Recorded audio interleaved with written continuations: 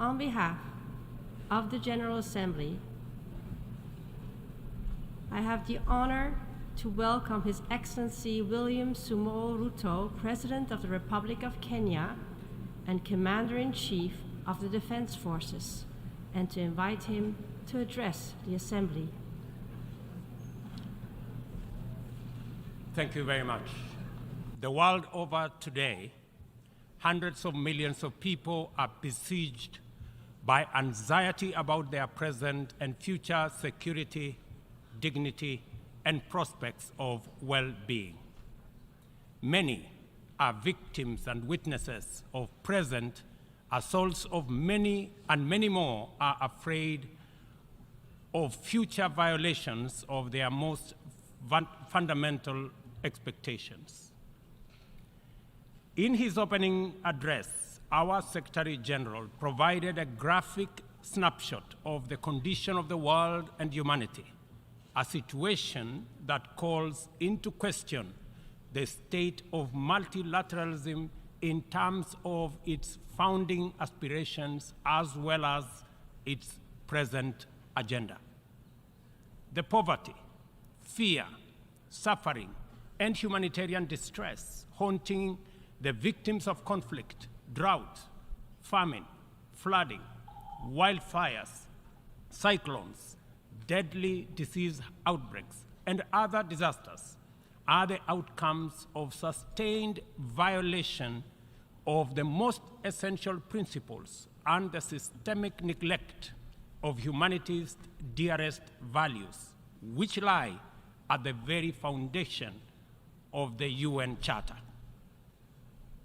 The failure of peace and security systems, inadequate development, and limited climate action amidst technological advancement and enormous wealth has left us in a state of paralysis, enduring one of the darkest periods of human existence.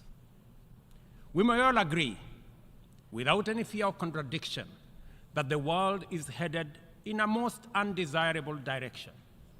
It is moments like this that the affirmative spirit of multilateralism, international collective action, and global solidarity is most needed and should be attained.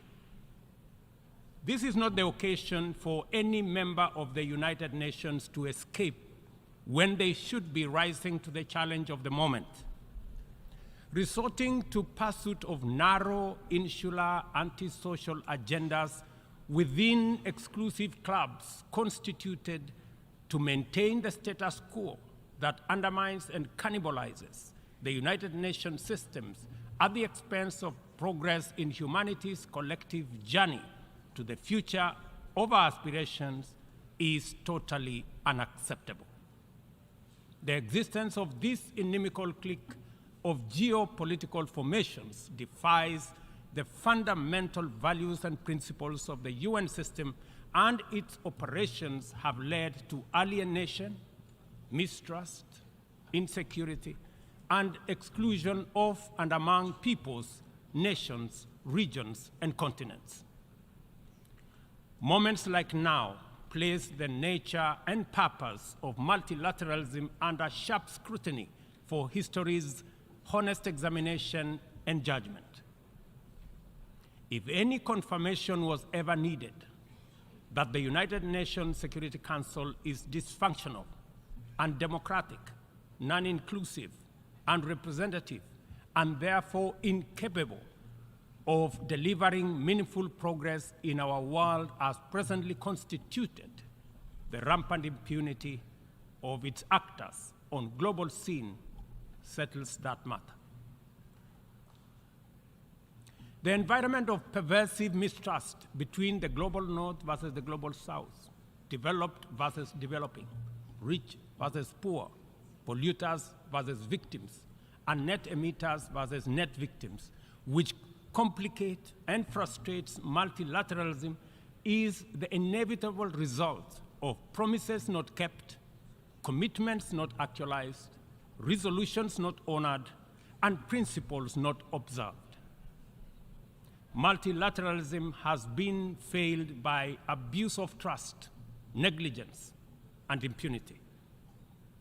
A year ago, I stood in this assembly hall to call upon the global community to transform the UN system in order to achieve a consensus-driven, rules-based multilateral system which works for the people of the world in their diversity. It is time for multilateralism to reflect the voice of the farmers, represent the hopes of villagers, champion the aspirations of pastoralists, defend the rights of fisherfolk, express the dreams of traders, respect the wishes of workers, and indeed protect the welfare of all peoples of the world. In the face of the most urgent crisis of our time, it is now clear that the international community has fallen seriously behind in meeting its targets in both climate action and the implementation of the Sustainable Development Goals, as well as their underlying enabler, peace and security. We as Africa have come to the world not to ask for arms, charity, or handouts, but to work with the rest of the global community to give every human being in this world a decent chance of security and prosperity by taking necessary actions, mobilizing adequate resources for investment, confronting security challenges, and resolving conflict as we all make our contribution to global prosperity. Kenya is proud of the contribution it continues to make in its tireless endeavor to support peacemaking, conflict prevention, peacekeeping, peace building, and other interventions undertaken across different regions. All across Africa, there is progress in efforts to resolve conflict and restore peace and stability, while at the same time, we are witnessing setbacks to democratic consolidation in the form of unconstitutional changes to governments. Kenya remains committed, determined, and indefatigable in its contribution to unity, peace, security, stability, and prosperity. Often, we have made encouraging progress. For example, on 5th December 2022, the Juba Peace Agreement ushering in a 2-year transition was signed by the parties to the conflict in Sudan. A day after, the Inter-Congolese Dialogue on EAC-led process and concluded its 3rd session in Nairobi. The following day, the government of Somalia and Somaliland agreed to resume reconciliation. We are also proud of the progress made in stabilizing Eastern DRC as a result of the EAC regional force setting the DRC on the path to sustainable peace and stability. In Ethiopia, the guns have gone silent following the Pretoria and Nairobi agreements, while in South Sudan, the parties have committed to explore ways to resume and conclude the stalled peace process and to hold elections. Our proactive commitment to peace, which is not limited to our continent, inspired us to dispatch the African Peace Delegation consisting of 6 African heads of state to Moscow and Kiev with a 10-point peace plan, beginning with efforts to initiate a mediation process to resolve the conflict between Russia and Ukraine. Although the delegation encountered significant challenges in their mission, we remain very proud that they showed up. The hunger for peace and security in Africa is evident, and this bodes well for the prospects of attaining the Africa Union's Agenda 2063 and global peace. Kenya stands in solidarity with all humanity without regard to region, border, or hemisphere. This is why and how we see the people of the Republic of Haiti, who are suffering immensely from the bitter legacy of slavery, colonialism, sabotage, and neglect. As a nation which was forced to wage a painful struggle for our own independence and sovereignty, Kenya empathizes very deeply with the humiliation of a proud people in Haiti and the price they have had to pay for their hunger for liberty and the sorrow they have endured for their thirst for freedom. Haiti is the ultimate test of international solidarity and collective action. The international community has failed this test so far and thus let down a people very, very badly. Haiti deserves better from the world. The cry of our brothers and sisters who were the first people to win their struggle for freedom from colonial tyranny has reached our ears and touched our hearts. Doing nothing in the face of the historic isolation, neglect, and betrayal of the people of Haiti is out of question. Inaction is no longer an option.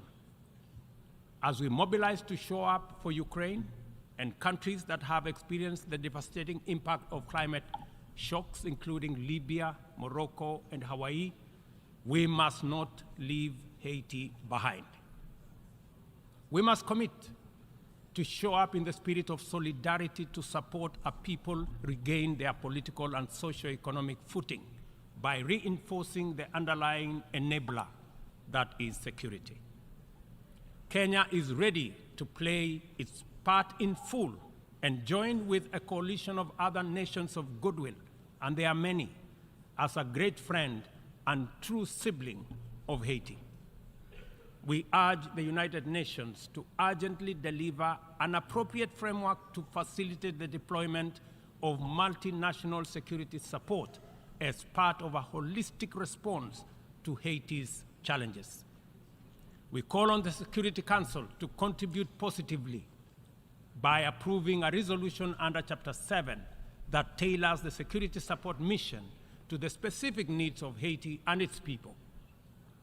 This should be part of a comprehensive strategy that includes delivering humanitarian aid, supporting livelihoods, instituting reforms, and fostering a political process guided and owned by Haitians, all in the aim of enabling free and fair elections within a reasonable time frame. We are encouraged by many countries which have already stepped forward to take part in this solidarity. We must recognize that stability, peace, and security form the foundation on which the pursuit and realization of sustainable development and climate action stands. This realization must enable us to formulate strategies which treat these initiatives as interconnected, mutually reinforcing, and complementary dimensions of a single agenda. The tragic spectacle of young people from Africa boarding rickety contraptions to gamble their lives away on dangerous voyages in pursuit of opportunities abroad, either as conflict, climate, or economic refugees, is a statement of the failure of the global economic system. At the recently concluded Africa Climate Summit in Nairobi, we undertook to begin the journey to course correct and execute a paradigm shift in our pursuit for development and climate action. First, we recognize that both climate action and sustainable development goals must be pursued simultaneously with greater resolve, urgency, and ambition. No meaningful development can take place in countries that are also struggling with climate shocks, and yet, at the same time, the frequency of climate emergencies impedes any meaningful development. As a defining outcome of the Africa Climate Summit, we committed Africa to consider the dual problems through an opportunity lens and deliver effective solutions by pursuing a fresh trajectory. Development is a basic necessity for every society. It must happen one way or another. There should be no doubt about that. Annually, 30 million young people in our continent need jobs, and many more need food. Half of our continent is in the dark without access to electricity in 2023, while hundreds of millions can only cook using biomass because they have no electricity. This is why the commitment of African nations in the Nairobi Declaration is both radical and transformative. Development, in our opinion, is a fundamental imperative, and green growth is the only sustainable way to achieve it. From our standpoint, there is no need to be trapped in a false choice. Sustainable development is robust climate action, and climate action is development. Africa's potential is defined by abundant and diverse resources, ranging from a youthful, highly skilled, and motivated young population, immense renewable energy potential, and mineral resources, including critical minerals, and extensive natural capital endowment, including 60% of the world's unutilized arable land. Capital and technology can find no better returns anywhere than the tremendous investment opportunity in Africa's potential. Such investment would drive green growth, creating jobs and wealth, while decarbonizing global production and consumption. Further, the investments would also connect over 600 people to clean electricity, provide clean cooking to about 1 billion people, finance green manufacturing, including e-mobility, transform African agriculture and food systems, including the manufacture of green fertilizer, process vast tonnage of steel, aluminum, and lithium required by new green industries, and enable our young people find the livelihoods they desire at home, and reverse the tide of migration in the opposite direction. To unlock financing at scale and create incentives for investment at scale in green opportunities, the Nairobi Declaration makes the reform of the international financial system a priority. No meaningful climate action or development can take place in conditions of financial distress. According to IMF data, as of last month, 10 low-income countries were already in debt distress, and 52 are at high or moderate risk of falling into debt distress. The 3.3 billion people in these countries are trapped in a vicious circle of emergency responses, reconstruction, and recovery from more frequent climate shocks, which diverts resources away from both development and climate action, and sucking vulnerable countries into a downward spiral of debt and environmental stress. The global community must therefore develop a debt restructuring initiative that does not wait for nations to plunge over the cliff into debt distress before providing relief. Rather, the new sovereign debt architecture should extend the tenure of sovereign debt and provide a 10-year grace period for countries that are in debt distress. The second financing intervention relates to concessional financing. It is time to work with the international financial institutions to provide more concessional loans, approximately to the tune, in our estimation, of about $500 billion, and to provide increased liquidity support through special drawing rights with a minimum target of what was obtained during the COVID pandemic of $650 billion. Access should be based on specific needs, not entitlement, and this necessitates changes to the allocation mechanism different from what we saw during SDRs for COVID. The third critical reform is that of the financial market reorganization. the entire system of risk assessment and the opaque methodologies employed by credit rating agencies and risk analysis needs to be overhauled at the minimum.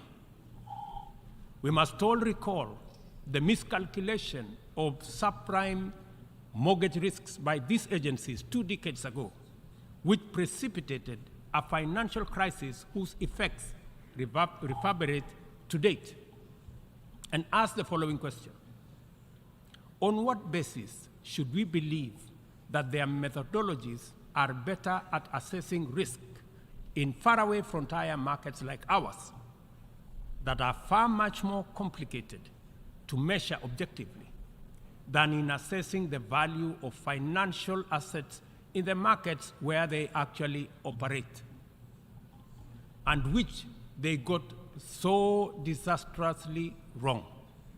If they got it wrong then, I bet you they have it wrong now. In any case, any objective rating must also take into account principles of responsible sovereign lending and accounting, specifically emphasizing the need for international accounting systems that supports the proper valuation of mineral wealth, natural capital, and ecosystem services in the computation of national GDPs. Until that is done, very wealthy countries will be categorized as poor.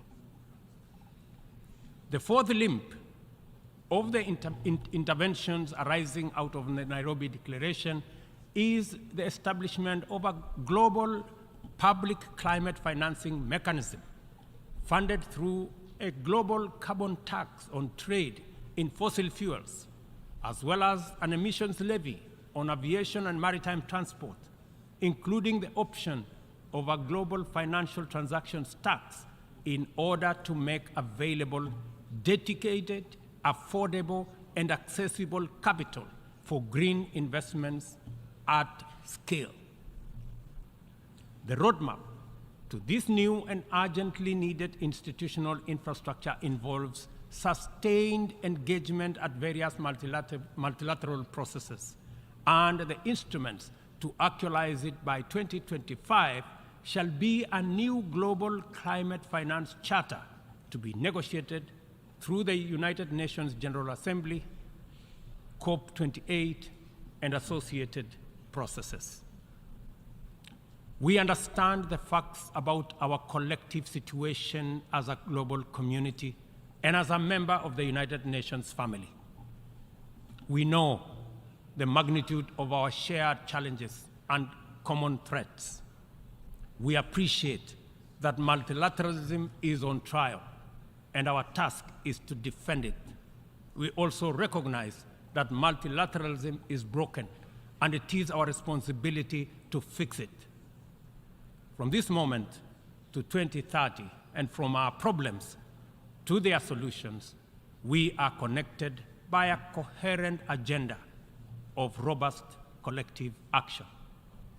We must therefore muster the courage and will to stand together in solidarity and act, to right past wrongs, solve present problems, and secure our collective future, to protect and empower all people and support our friends in need, to restore broken trust, raise hopes high, and keep faith strong, and finally, to pursue, achieve, and sustain positive change in order to make billions of cherished dreams come true.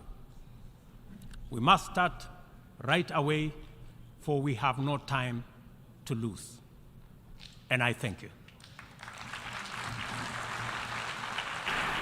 On behalf of the Assembly, I wish to thank the President of the Republic of Kenya and Commander-in-Chief of the Defense Forces for the statement just made, and I request protocol to escort His Excellency